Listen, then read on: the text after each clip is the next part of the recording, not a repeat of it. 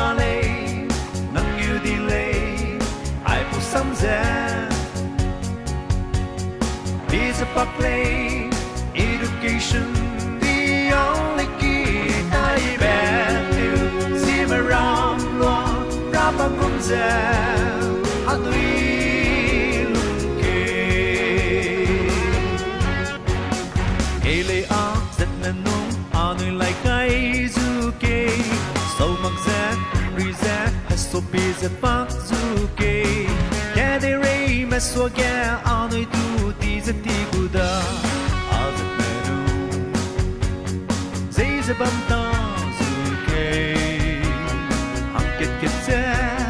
trên tua giá lấy mặc rất bắc ta lê that is when I mean be cũng sẽ ba lê nắng yêu đi lê ai phụ sắm giá visa bắc lê education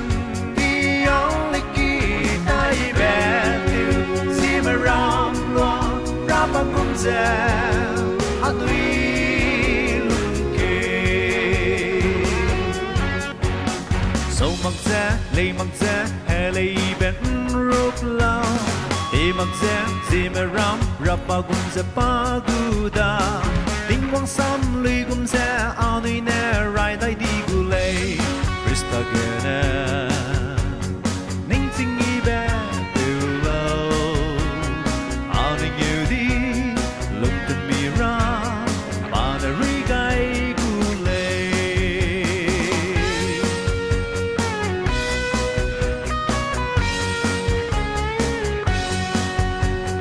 that is when I mean be cũng sẽ ba lê nắng yêu đi lê ai phụ sắm giá visa bắc lê education the only key tai bé tiêu si mà ram lo ra ba cũng giá